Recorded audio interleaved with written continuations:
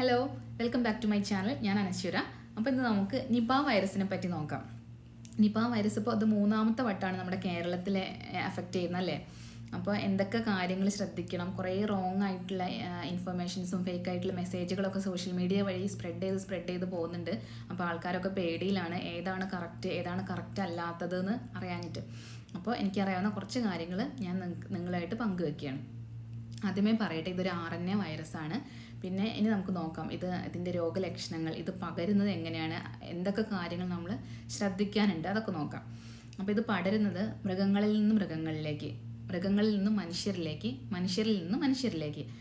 ഇതിൻ്റെ രോഗലക്ഷണങ്ങളായിട്ട് പറയുന്നത് മെയിനായിട്ട് റെസ്പിറേറ്ററി റിലേറ്റഡ് സിംറ്റംസ് ആണ്. അതായത് നല്ല ചുമ, തൊണ്ടവേദന, പനി, പിന്നെ തലവേദന, നല്ല ശക്തിയായിട്ടുള്ള തലവേദന, ബോഡി പെയിൻ, ക്ഷീണം, പിന്നെ വയറുവേദന, നമുക്ക് ഛർദ്ദിക്കാനുള്ളൊരു ടെൻഡൻസി, ഇതൊക്കെയാണ് ഇതിൻ്റെ പ്രാരംഭഘട്ടത്തിലുള്ള രോഗലക്ഷണങ്ങളായിട്ട് പറയുന്നത്.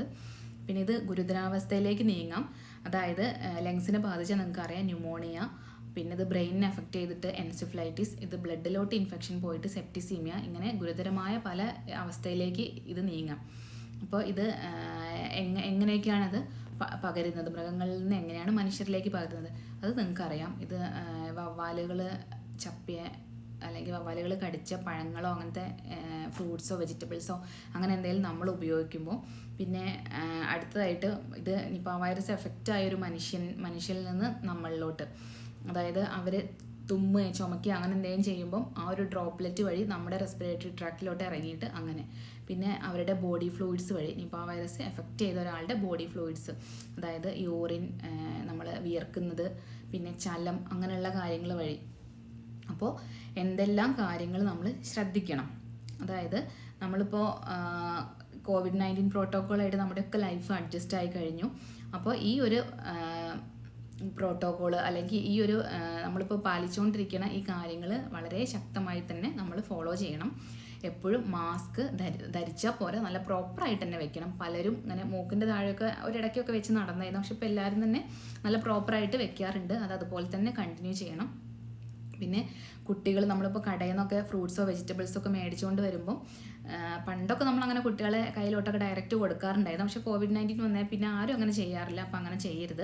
പിന്നെ അങ്ങനെ മേടിച്ചുകൊണ്ട് തന്നെ ഫ്രൂട്ട്സോ വെജിറ്റബിൾസോ നിങ്ങൾക്ക് എന്തെങ്കിലും ഒരു സംശയം തോന്നുക, പല്ലിൻ്റെയോ നഖത്തിൻ്റെയോ എന്തെങ്കിലും ഒരു അടയാളം നിങ്ങൾ കാണുകയാണെങ്കിൽ അതെടുത്ത് കളഞ്ഞേക്കുക. പിന്നെ അങ്ങനെ ഒന്നും ഇല്ലെങ്കിൽ പോലും നന്നായി വാഷ് ചെയ്തിട്ട് വേണം ഉപയോഗിക്കാൻ.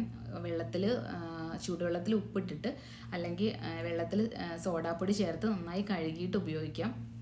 നിങ്ങൾ പുറത്തൊക്കെ പോവുകയാണെങ്കിലും ഇപ്പോൾ ചെയ്യുന്ന പോലെ സോഷ്യൽ ഡിസ്റ്റൻസിങ് കീപ്പ് ചെയ്യണം. പിന്നെ അങ്ങനെ ഒരാൾ തുമ്മുകയോ ചുമക്കുകയോ എന്തെങ്കിലും അങ്ങനെ ആണെങ്കിൽ ദയവായിട്ട് ആരാണെങ്കിലും ശ്രദ്ധിക്കുക, അവർ മാസ്ക് ഇടാൻ.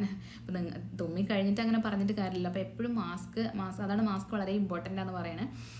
അപ്പോൾ അങ്ങനെ ആരെങ്കിലും തുമ്മുകയോ ചുമക്കുകയോ ചെയ്യുമ്പോൾ അറ്റ്ലീസ്റ്റ് നിങ്ങളെങ്കിലും മാസ്ക് നന്നായിട്ട് വെയർ ചെയ്തിരിക്കണം. പിന്നെ എവിടെയെങ്കിലും പോയി വന്നാൽ നന്നായി കൈ കഴുകുക. നല്ലൊരു ഹാൻഡ് വാഷിങ്ങിലൂടെ ഈ വൈറസിനെ നശിപ്പിക്കാൻ പറ്റും എന്നാണ് പറയുന്നത്. ഇത് വളരെ ഗുരുതരമായിട്ട് മാറുന്നുണ്ടെങ്കിലും ഇതിൻ്റെ രോഗവ്യാപന ശേഷി വളരെ കുറവാണ്. അപ്പോൾ നമ്മൾ ഈ പ്രോട്ടോക്കോളും കൂടെ പാലിക്കുകയാണെങ്കിൽ വളരെ വളരെ കുറവായിരിക്കും ഇതിനെ വ്യാപിക്കാനുള്ളൊരു കഴിവ്. കോവിഡ് പോലെ അങ്ങനെ പെട്ടെന്ന് സ്പ്രെഡ് ആവുന്ന കൂട്ടത്തിലുള്ള അല്ല. പിന്നെ നന്നായിട്ട് വെള്ളം കുടിക്കുക. എന്തെങ്കിലും രോഗലക്ഷണങ്ങൾ കാണുവാണെങ്കിൽ പെട്ടെന്ന് തന്നെ വൈദ്യസഹായം തേടുക. ഇങ്ങനെ എന്തെങ്കിലും ഒരു ലക്ഷണങ്ങൾ കാണുവാണെങ്കിൽ പിന്നെ കുട്ടികളായിട്ടോ അങ്ങനെ ആരുമായിട്ടൊരു സമ്പർക്കത്തിൽ ഏർപ്പെടാതിരിക്കുക.